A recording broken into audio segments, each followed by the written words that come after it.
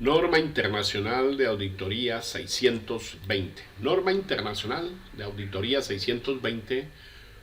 Utilización del trabajo de un experto del auditor, por Guillermo Adolfo Cuellar Mejía, contador público certificado en auditoría internacional por The Association of Chartered Certified Accountants y contador interamericano certificado en la NIP para las PYME por la Asociación Interamericana de Contabilidad. El alcance de la norma internacional de auditoría 620 tiene que ver con las responsabilidades que tiene el auditor respecto del trabajo de una persona o una organización en el campo de especialización que sea distinto a la contabilidad o a la auditoría, cuando ese trabajo de ese experto es necesario para obtener evidencia suficiente y adecuada. En cuanto a esta parte, la NIA 620 no trata sobre situaciones en las cuales el encargo de auditoría incluye un miembro o consulte a alguna persona o organización especializada en un área específica de la contabilidad o de la auditoría, porque esos son campos en los cuales se supone el auditor es idóneo. Entonces, esto está tratado en la NIA 220, que tiene que ver con el control de calidad. Tampoco trata la 620 en la utilización de una persona o organización especializada en un campo distinto de la contabilidad o auditoría y cuyo trabajo en dicho campo sea utilizado por la entidad para facilitar la preparación de los estados financieros, que ese es un caso de un experto de la dirección, el cual está tratado en la NIA 500. Es importante que el hecho de que un auditor utilice el trabajo de un experto en un campo distinto de la auditoría y de la contabilidad no lo exime a él de las responsabilidades que él tiene sobre la opinión que debe dar sobre el estudio que se haga de los estados financieros históricos. Esto quiere decir de que la responsabilidad del auditor sigue siendo de él. No importa si utilice o no expertos para llegar a las conclusiones que él va a llegar a través de la obtención de evidencia suficiente y adecuada. En este caso, la NIA 620 establece que los objetivos específicos del auditor para este caso son, primero que todo, determinar si necesita utilizar el trabajo de un experto para él llegar a la evidencia suficiente y adecuada sobre la razonabilidad de los estados financieros históricos.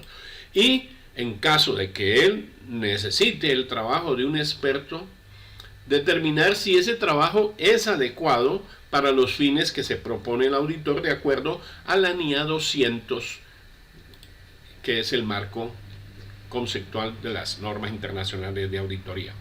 En cuanto a definiciones, la NIA 620 define que el experto del auditor es una persona o una organización especializada en campo distinto de la contabilidad y de la auditoría, y que ese trabajo que realiza esta persona es necesaria para que el auditor pueda obtener evidencia suficiente y adecuada sobre la razonabilidad de los estados financieros. Un experto del auditor puede ser una persona de la firma, un socio, empleado que tenga especialidad en esa área distinta de la contabilidad y de la auditoría. Puede ser también temporal, puede ser una persona que se contrate específicamente para ese trabajo.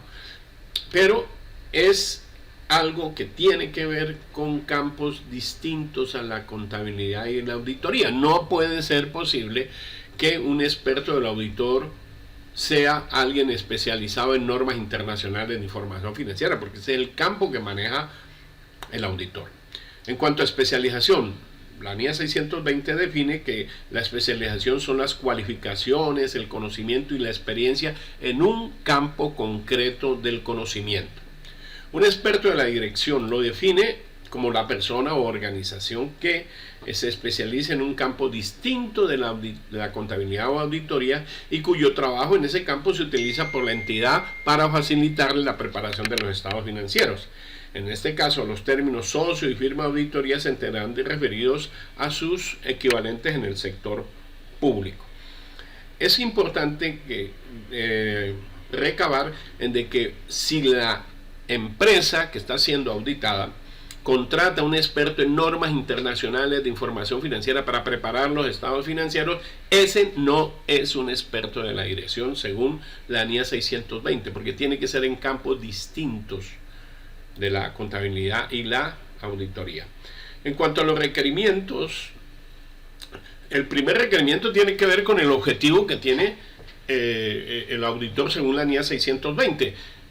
Se necesita un experto del auditor para obtener evidencia suficiente y adecuada. Entonces, la NIA le impone como requerimiento de que si él, para obtener evidencia suficiente y adecuada sobre los estados financieros históricos, necesita un experto de un campo distinto de la contabilidad o la auditoría, el auditor obligatoriamente tiene que determinar si utiliza el trabajo de un experto para llegar a esos fines que se propone.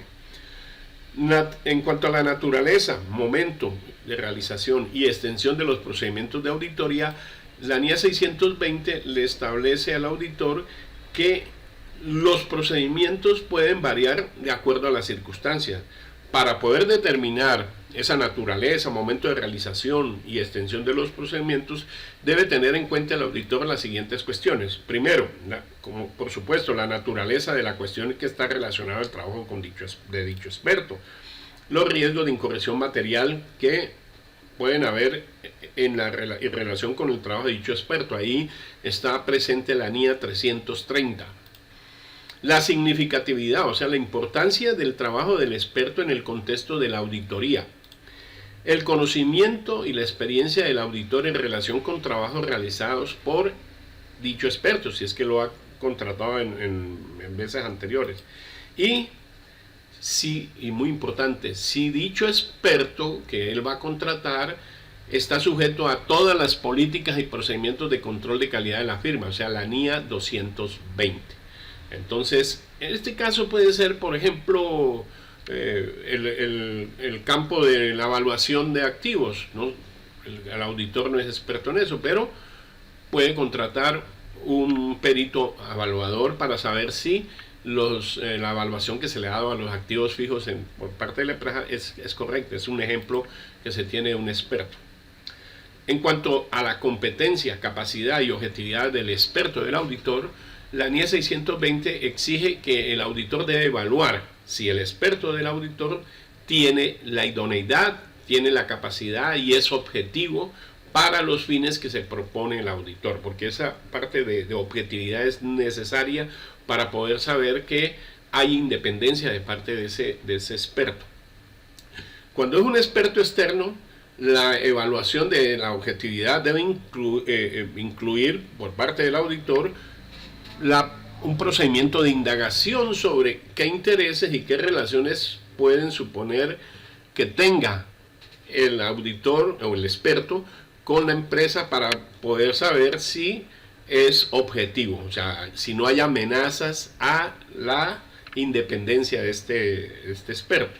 Ahí estamos aplicando todos los procedimientos que se establecen en el Código de Ética para los contadores públicos.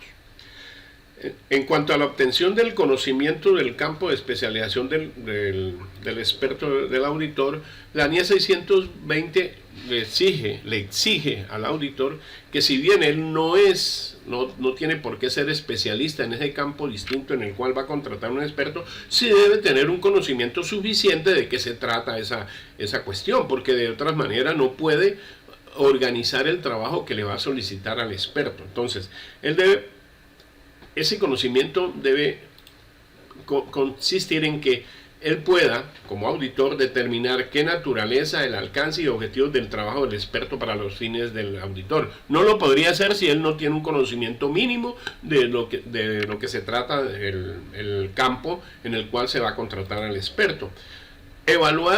Tiene que el auditor evaluar la adecuación de ese trabajo, o sea, la calidad de ese trabajo para los fines que él se propone. Todo está en los fines, que es obtener evidencia suficiente y adecuada sobre la información financiera histórica basada en ese campo distinto de la contabilidad y la auditoría. En cuanto al acuerdo que hace el auditor con el experto, él debe hacerlo por escrito, por supuesto, Cuando resulte adecuado, las siguientes cuestiones deben estar incluidas en ese escrito, en ese acuerdo. ¿Cuál es la naturaleza, alcance y objetivos del trabajo del experto? ¿Cuáles son las funciones y responsabilidades respectivas del auditor y del experto? ¿Cuál es la naturaleza, el momento de realización y la extensión de la comunicación entre el auditor y el experto, incluida la forma del informe que el experto le deba proporcionar? La necesidad de que el experto del auditor cumpla con los requerimientos de confidencialidad, es decir, tiene que someterse al código de ética de internacional para los contadores públicos, que es establecido, y él, aunque no sea contador público, tiene que cumplir con esos principios éticos que tienen que cumplir los auditores. Además, en cuanto a la evaluación de la adecuación del trabajo del experto del auditor, el auditor debe establecer la calidad del trabajo del auditor para los fines que él se propone, obtención de evidencia suficiente y adecuada, incluido la importancia y razonabilidad que tienen los hallazgos o las conclusiones del experto, así como su coherencia o congruencia con evidencia de auditoría que el auditor ha obtenido por otros medios. Si el trabajo del experto usa hipótesis y métodos importantes, debe tener en cuenta la relevancia y la razonabilidad de esas hipótesis y de esos métodos de acuerdo a las circunstancias en las cuales el experto está trabajando. Y si dicho trabajo implica la utilización de datos fuentes significativos o importantes, tiene que mirar allí qué tan relevantes, íntegros y exactos son esos datos fuente que le sirven al experto del auditor para llegar a las conclusiones que llegó y que le van a servir al auditor para la obtención de evidencia suficiente y adecuada sobre la información financiera histórica.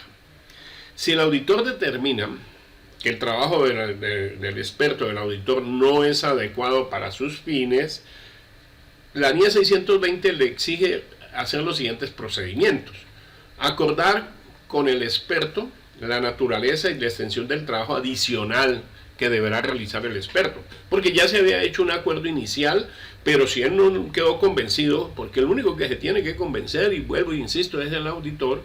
Si él no queda convencido con ese trabajo, él le dice: tenemos que hacer más, o sea, tenemos que extender el trabajo.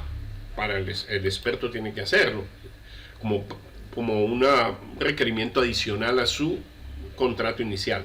Además, debe aplicar procedimientos de auditoría adicionales adecuados a las circunstancias que le ayuden a lograr el objetivo que se propone. En cuanto a la referencia del experto del auditor en un informe de auditoría, si el informe de auditoría es una opinión no modificada, el auditor no debe hacer referencia al trabajo del experto del auditor. Esto con el fin de que no se diluyan las responsabilidades. La responsabilidad sobre el informe es del auditor. Además, si en algún país las disposiciones legales establecen que haya que hacer esa referencia, el auditor debe indicar que esa mención al trabajo del auditor no le quita a él la responsabilidad, sigue siendo la misma la responsabilidad de él.